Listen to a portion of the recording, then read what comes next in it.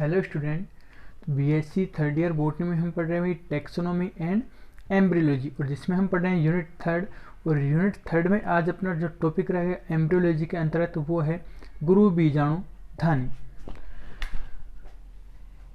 Unit third embryology में जिसमें topic का नाम क्या है, गुरु बीजाणु धानी।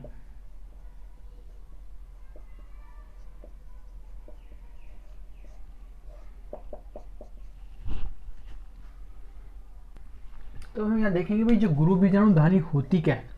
इससे पहले हमने पढ़ा है कि भाई जो एम्ब्रियोलॉजी के अंतर्गत आवर्तबीजी पादपों में पुष्प पाए जाते हैं। ठीक है, पुष्प के अंदर नर जनन अंग और दूसरा मादा जनन अंग का निर्माण होता है। ये पढ़ा है भी। पुष्प होते हैं, पुष्प में क्या बनते हैं, मादा जनन अंग और नर जनन अंग का निर्माण होता है। अब नर जनन अंग की बात करें तो हमने पढ़ा है कि भाई क्या होता है, पुमंग होता है। ठीक है, पुमंग के प्रत्येक अवसर को हम क्या बोलते हैं भाई, पुंकेसर कहते हैं। पुमंग का प्रत्येक अवयव क्या कहलाता है, पुंकेसर। अब पुंकेसर की बात की थी तो पुंकेसर के हमने 3 भाग बताए थे। पुंकेसर भाई 3 भागों से मिलकर बना होता है। सबसे पहला भाग जो परागकोश होता है, योजी होता है और पूतंतु होता है। ये हमने किसके बारे में पढ़ा भाई, नर जनन अंग। तो जो नर जनन अंग होता है क्या होता है, पुमंग होता है। और इसमें मुख्य बात हमने ये पढ़ी थी कि भाई इसमें क्या होता है, पराग कणों का निर्माण होता है। ठीक है, तो पराग कणों का जो निर्माण होता है कहाँ होता है, परागकोश में होता है। अब बात कर रहे हैं किसकी, मादा जनन अंग की। ठीक है, तो मादा जनन अंग जो होता है आवर्तबीजी पादपों में वो होता है क्या, जायांग। ठीक है, क्या होता है, जायांग। और जो जायांग का जो प्रत्येक अवयव होता है उसको हम बोलते हैं कार्पल या अंडप। ठीक है, तो इसी प्रकार पुमंग के हमने पुंकेसर के 3 भाग बताए थे। इसी प्रकार जो अंडप है इसके भी 3 भाग होते हैं। या हम ये भी कह सकते हैं कि जो जायांग होता है उसके 3 भाग होते हैं। कौन कौन से होते हैं, सबसे पहला होता है भाई वर्तिका, वर्तिकाग्र, और एक होता है अंडाशय। ठीक है, मादा जनन जायांग 3 भागों से मिलकर बना होता है जायांग का निर्माण, वर्तिका, वर्तिकाग्र और अंडाशय। तो जिस प्रकार नर जनन में जो मुख्य जो भाग था क्या था, परागकोश। इसके अंदर क्या बनती है, लघु बीजाणु धानी पड़ी थी, उसके अंदर क्या होता है, पराग कणों का निर्माण होता है। इसी प्रकार इसमें जो मुख्य भाग होता है क्या होता है, अंडाशय होता है। ठीक है, अंडाशय के अंदर क्या बनते हैं, बीजांड पाए जाते हैं। ठीक है, और जो बीजांड होते हैं उनको ही हम क्या बोलते हैं, गुरु बीजाणु धानी कहते हैं। इसको बीजांड कहते हो या गुरु बीजाणु धानी कह दो, एक ही बात है। तो यहाँ पर हम पढ़ेंगे भी किसके बारे में, गुरु बीजाणु धानी में। ठीक है, कहाँ पाई जाती है, अंडाशय में। यहाँ तक क्लियर है। तो अब देखते हैं कि भाई जो अंडाशय होता है पुष्प में कहाँ पाया जाता है। तो हमने कुछ इस प्रकार की स्ट्रक्चर बनाई थी भाई। पुष्प का ये क्या होगा, पुष्प व्रंत हो गया, इसका थोड़ा फूला हुआ भाग ये पुष्पासन हो गया। ठीक है, और यहाँ पर क्या पाए थे, बाह्य दल पाए जाते हैं। ये क्या होते हैं भाई, बाह्य दल होते हैं। इस प्रकार से बनाते हैं, ये क्या होते हैं भाई, बाह्य दल। और बाह्य दल मिलकर हमने पढ़ा क्या बनाते हैं, बाह्य दल पुंज बनाते हैं। और इसके अंदर की तरफ क्या पाए जाते हैं, दल पाए जाते हैं। ये क्या होते हैं, दल, और दल आपस में दल पुंज बनाते हैं। फिर उससे अंदर की तरफ, इससे अंदर की तरफ क्या पाया था भाई, पुंकेसर पाए जाते हैं। ये क्या होते हैं, पुंकेसर। पूरा क्या होता है भाई, पुंकेसर, जिसमें ये भाग हमने बता दिया भाई क्या होता है, परागकोश होता है, ये योजी होता है, ये क्या होता है, पूतंतु होता है। फिर उसके बाद क्या होता है, स्त्री जनन अंग की बात कर रहे हैं या मादा जनन अंग की बात कर रहे हैं, ये कहाँ होता है, सबसे अंदर की तरफ होता है। तो यहां से क्या होता है, इसमें मादा जनन अंग होता है जिसको हम बोलते हैं जायांग। ये कंप्लीट रूप से ये वाला जो भाग होता है यहां से लेकर यहां तक कंप्लीट भाग क्या होता है, जायांग। और फिर बताया था कि जायांग स्त्री केसर या अंडप इसके अवयव होते हैं। और इसके 3 भाग बताए, कौन कौन से भाई, एक तो होता है कौन सा, वर्तिकाग्र, दूसरा वर्तिका, और एक होता है अंडाशय। तो यहाँ जो जायांग जो भाग होता है इसमें वर्तिकाग्र क्या होता है कि जो सबसे शीर्ष भाग होता है, जो जायांग या अंडप कह सकते हैं, स्त्री केसर भी कहते हैं, इंडप को हम स्त्री केसर भी कहते हैं। तो स्त्री केसर का जो सबसे जो शीर्ष भाग होता है वो क्या कहलाता है, वर्तिकाग्र कहलाता है। ठीक है। उसके बाद इसमें क्या होता है, वर्तिकाग्र से नीचे एक नलिका रूपी संरचना पाई जाती है, ये वाली, इसको हम बोलते हैं वर्तिका। ठीक है। और इसका जो आधारी भाग होता है, मतलब अंडप का जो आधारी भाग होता है ये वाला, ये क्या कहलाता है भाई, अंडाशय कहलाता है। ठीक है। हम बात कर रहे हैं गुरु बीजाणुधानी की, ये कहाँ होती है, तो अंडाशय के अंदर। ठीक है। अंडाशय हो गया, ये आधारी भाग फूला हुआ भाग होता है, जैसे आप देख रहे हो फूला हुआ भाग होता है, यहां से कैसा होता है, नैरो सकड़ा होता है। तो आधारी फूला हुआ भाग अंडाशय होता है, और अंडाशय के अंदर फिर क्या पाए जाते हैं, बीजांड पाए जाते हैं। अंडाशय के अंदर क्या पाए जाते हैं भाई, बीजांड, जिसको हमें क्या बोलते हैं, गुरु बीजाणुधानी भी कहते हैं। अब इसके अंदर जो ये बीजांड पाए जाते हैं प्लेसेंटा के द्वारा आपस में जुड़े रहते हैं, जिसको हम बोलते हैं बीजांड न्यास। ठीक है, कि भैया बीजांड कैसा होगा, जैसे आपने देखा होगा कि मटर की फली देखी होगी, मटर की फली कुछ इस प्रकार की होती है, अब उसमें मटर के दाने पाए जाते हैं। ठीक है। तो जो मटर के जो दाने होते हैं एक विशेष प्रकार की संरचना से आपस में फली से जुड़े हुए रहते हैं। ठीक है, जिसको हम बोलते हैं प्लेसेंटा। इसी प्रकार जो बीजांड होते हैं वो अंडाशय में प्लेसेंटा के द्वारा जुड़े हुए रहते हैं, जिसको हम बोलते हैं बीजांड न्यास। ठीक है, उसके द्वारा आपस में ये जुड़े हुए रहते हैं, और इनकी जो संख्या होती है भिन्न भिन्न पादपों में भिन्न भिन्न पाई जाती है। जैसे बात करें बीजांड, एक बीजांड भी हो सकता है, इनकी संख्या एक से अधिक भी पाई जा सकती है। तो यहां तक क्लियर है भाई। तो इसके बारे में हम लिखते हैं कि भाई आवर्तबीजी जो पादप होते हैं उनमें पुष्प, आवर्तबीजी पादपों में पुष्प का सबसे भीतरी चक्र, पुष्प का सबसे भीतरी या सबसे आंतरिक भाग क्या होता है, स्त्री केसर होता है। ठीक है, स्त्री केसर होता है, या जिसको हम बोलते हैं अंडप होता है, जो स्त्री जन्नांग या मादा जन्नांग को, जो मादा जन्नांग को दर्शाता है। ठीक है, जिसे क्या बोलते हैं, मादा जन्नांग होता है उसको क्या बोलते हैं, जायांग कहते हैं, जिसे जायांग कहते हैं।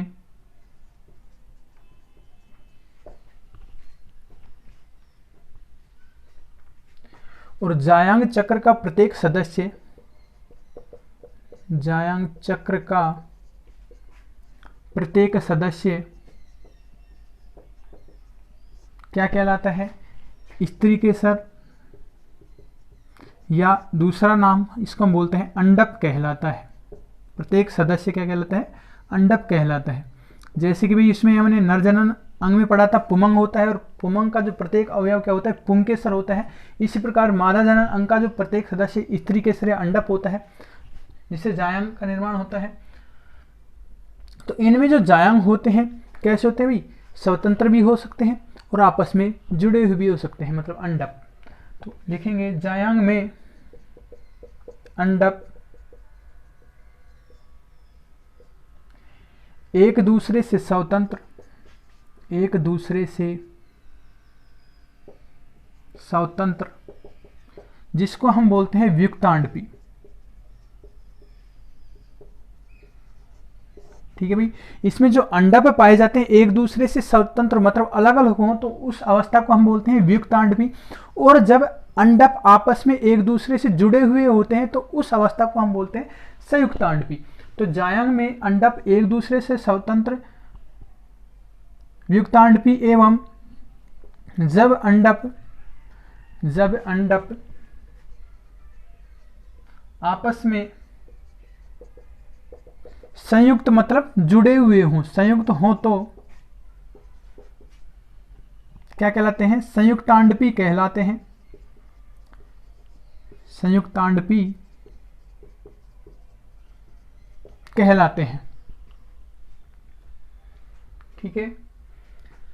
अब उसके बाद बात करते हैं कि भाई जो प्रत्येक जो अंडप होता है, प्रत्येक अंडप, या इसको हम बोलते हैं अंडप से किसका निर्माण होता है? जायांग का। तो प्रत्येक अंडप या जायांग के 3 भाग होते हैं। 3 भाग होते हैं, मतलब इनका जो निर्माण होता है 3 भागों से मिलकर होता है। कौन कौन से भाग होते हैं? अभी बताया कि भाई एक तो होता है भाग वर्तिका, दूसरा भाग होता है वर्तिकाग्र, और तीसरा जो भाग होता है क्या होता है? अंडाशय भाग होता है। तो इन तीनों से मिलकर अंडाप का निर्माण होता है। इनमें जो सबसे मुख्य जो भाग होता है हमने बताया क्या होता है भाई? अंडाशय होता है, इसी के अंदर बीजाणु होते हैं और गुरु बीजाणु धानी का निर्माण इसी में होता है। अब उसके बाद बात करते हैं कि इसका जो पहला भाग होता है भाई वर्तिकाग्र, ये क्या होता है? अंडप का शीर्ष भाग होता है। यह है अंडप या जायंग का शीर्ष भाग होता है, मतलब ऊपर ही ऊपर होता है क्या? वर्तिकाग्र होता है, और यह पालीवत होता है। पालीवत होता है, जैसे अधिकांश थे पाली के समान, इस प्रकार की स्ट्रक्चर इसकी पाई जाती है। ठीक है। दूसरा जो भाग होता है क्या होता है भाई? वर्तिका। वर्तिका कहाँ होती है? ये अंडप हो गया, तो ये कहाँ होती है भाई? अंडाशय के ऊपर भाग, भाई अंडाशय हो गया, इसके ऊपर वाले भाग ये हम कह सकते हैं वर्तिकाग्र के नीचे पाई जाती है। मतलब वर्तिका होती है अंडप का मध्य भाग होती है, और कैसी होती है? एक नलिका रूपी संरचना होती है। तो वर्तिका में हम लिखेंगे यह है कोमल नलिका रूपी संरचना होती है।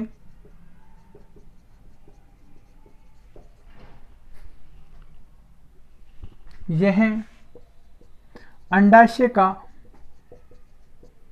ऊपरी भाग है, मतलब अंडाशय के ऊपर पाई जाती है। ठीक है। थर्ड जो भाग होता है भाई क्या होता है? मुख्य भाग अंडाशय, और अंडाशय होता है क्या होता है भाई? सबसे आधारी भाग होता है, फूला हुआ भाग होता है। तो इसमें हम लिखेंगे कि भाई जो अंडाशय होता है, अंडाशय अंडप का आधारी वह फूला हुआ भाग होता है। फूला हुआ भाग होता है। अब इसमें जो बनाया था अंडाशय, ये हो गया अंडाशय। इसमें क्या पाए थे? कोष्ठ पाए थे कि भाई एक कोष्ठ भी हो सकता है, 2 कोष्ठ भी हो सकते हैं, इसके अलावा इनके अलावा और भी अधिक कोष्ठ हो सकते हैं। तो अंडाशय को कोष्ठ की संख्या के आधार पर ये कैसे होते हैं? एक कोष्ठ की होते हैं, द्विकोष्ठ की होते हैं, बहुकोष्ठ की होते हैं। तो देखेंगे अंडाशय कोष्ठकों की अंडाशय कोष्ठकों की, मतलब चैम्बर पाए थे इसमें, कोष्ठकों की संख्या के आधार पर एक कोष्ठी, द्विकोष्ठी व बहुकोष्ठी होता है।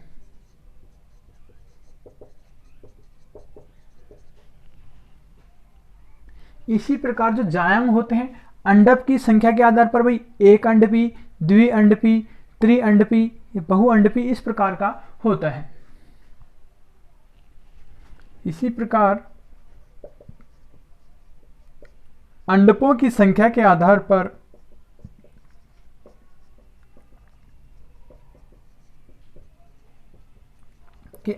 पर जायांग कैसा होता है भाई, एक अंडपी होता है जिसमें केवल एक अंडा पाया जाता है। जिसमें दो अंडा पाए जाते हैं उसको हम बोलते हैं द्विअंडपी। जहां तीन अंडा पाए जाते हैं उसको त्रिअंडपी। ठीक है, इसी प्रकार जहां चार पाए जाते हैं उसको चतुरअंडपी, और जहां पांच अंडा पाए जाते हैं पंचअंडपी, और जहां अनेक अंडक पाए जाते हैं वहां बहुअंडपी प्रकार का जायांग होता है।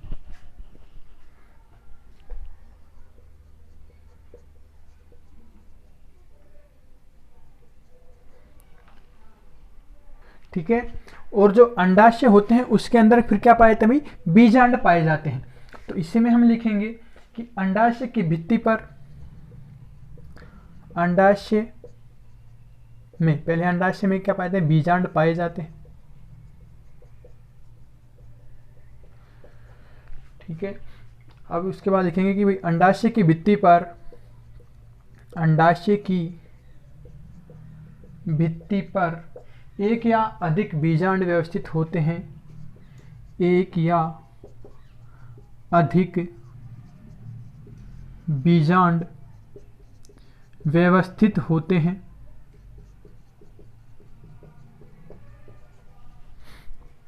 ठीक है,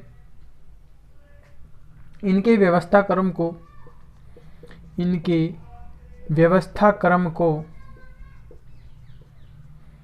बीजांड न्यास से कहते हैं। बीजांड न्यास